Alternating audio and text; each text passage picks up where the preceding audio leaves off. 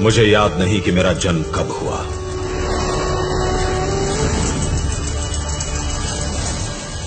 पर मुझे विश्वास है कि मैं किसी योद्धा की तलवार से उठी चिंगारी से उत्पन्न हुआ। मैं अग्नि हूं, वही जिसे देश प्रेमियों ने प्राणों की आहुति देकर पवित्र किया और जिसे ओडिशा की महान संतानों ने अपने हृदय में जीवित रखा।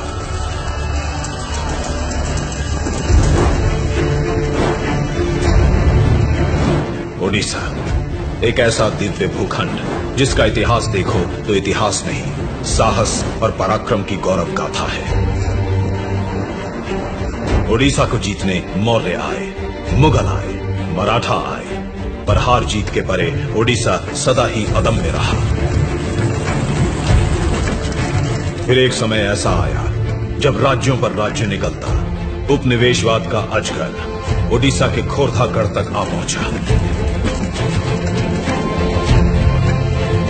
खोरधा के महाराज मुकुंद देव द्वितीय अभी बालक थे और उनके दीवान और मंत्री जोई राजगुरु के कंधों पर शासन का भार था।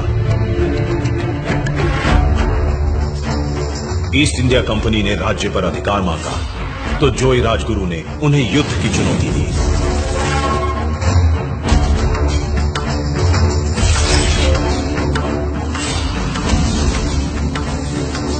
सन 1804 7,000 अंग्रेज सैनिकों के सामने मुट्ठी भर पाइको योद्धा निर्भयता का कवच पहने खड़े थे। अंग्रेजों की जीत निश्चित थी, पर हारने से पहले रणधीरों ने ऐसा समर मचाया कि रणचंडी हर्षित हो नाच उठी।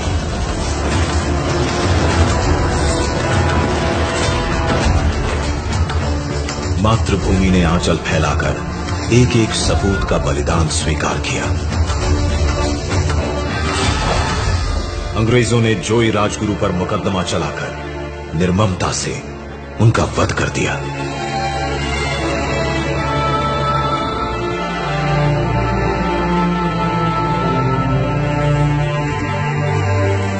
खोरधागढ़ अब ईस्ट इंडिया कंपनी के अधीन था। पूरे राज्य को निराशा और संशय की काली छाया ने ढक लिया।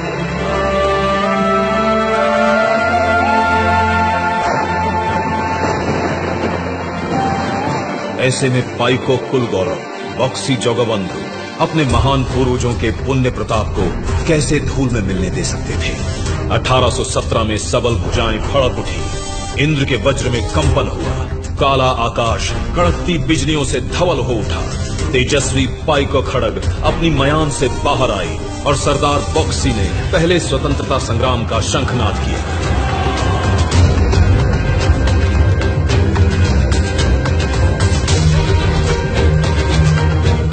पिंडी की बाहुबलेंद्र और कुर्तिबासा पाटसाहनी जैसे अनेक रणबांकुरों को साथ ले सरदार बक्सी ने छापामार युद्ध की योजना बनाई। घूमसर के कौंध आदिवासी भी साथ आ मिले।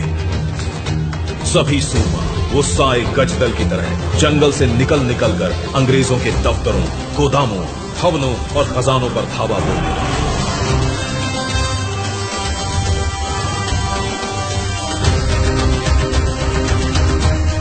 पाइको विद्रोह की क्रोधाग्नि में शत्रु ध्वज भस्म होने लगा।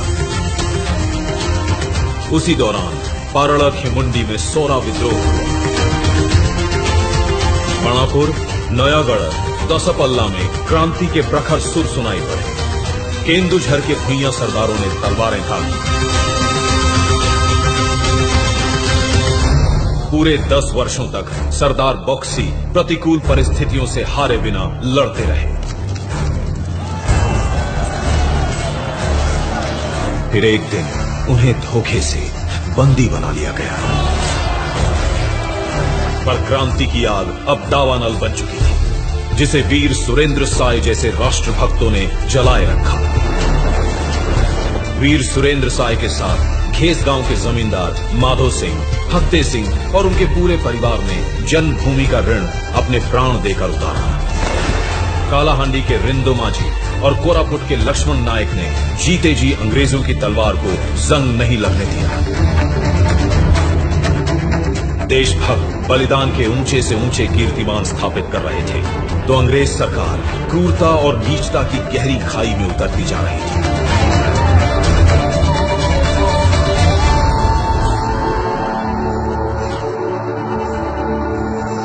अंग्रेजों की पैशाचिक प्यास जब योद्धाओं के रक्त से ना बुझी तो उन्होंने निर्दोष जनता को अपना निशाना बनाया।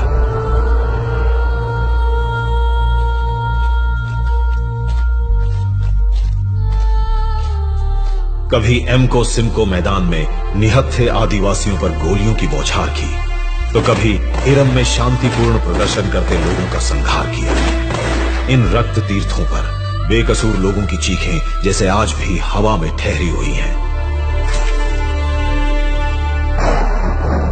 लेकिन ऐसी अनगिनत चीत्कारों और पुकारों के बीच जब बालक बाजी राउतर की मासूम आवाज सुनाई देती है तो आत्मा में शूल सा उतर जाता है। अंग्रेज पुलिसकर्मियों ने कुछ प्रदर्शनकारियों की हत्या कर दी थी।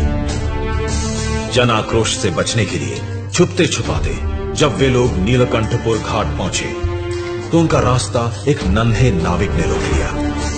तुमने माने सबको हत्या करी,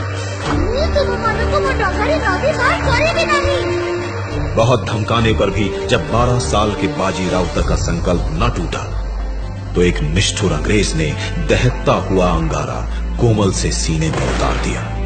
अंतिम क्षणों में भी बाजी राउतर अपने साथियों को चेताता रहा।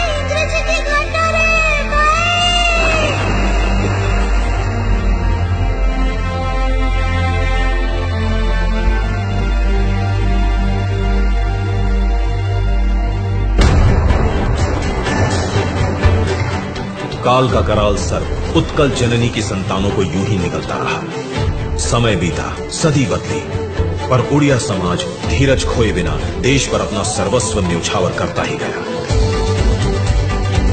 बाघा ज्योतिन जैसे विलक्षण वीरों ने स्वतंत्रता संग्राम में नए प्राण फूंके।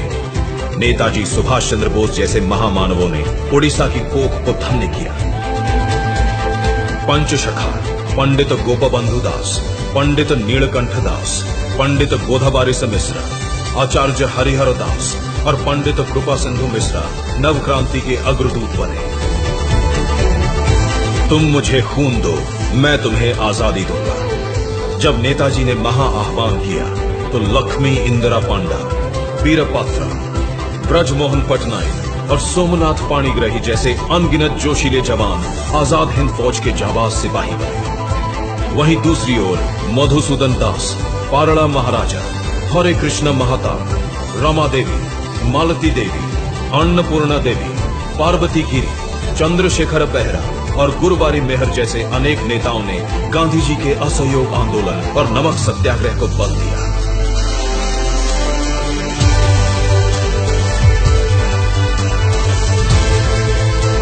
कांत कवि लक्ष्मीकांत ने वंदे उत्कल जननी की रचना कर पूरे प्रदेश में नव ऊर्जा का संचार किया।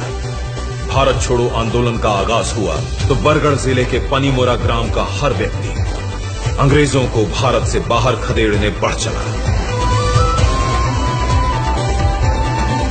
ओडिशा के शेर हर मोर्चे पर तैनात थे। 1804 में शुरू हुआ महायज्ञ 1947 में जाकर सफल हुआ।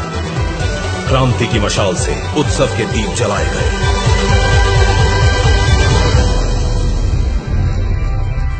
और मैं तो कल भी प्रकाशमान था और आज भी प्रज्वलित हूं। अगर देखो तो अमर जवान ज्योति की किसी अग्नि शिखा में मेरी लपट भी दिख जाएगी। मुझे कभी बुझने न देना। मैं सम्मान हूं तुम्हारे पूर्वजों का। मैं ताप हूं देश प्रेम का। मैं तेज हूं अदम्य ओडिशा का।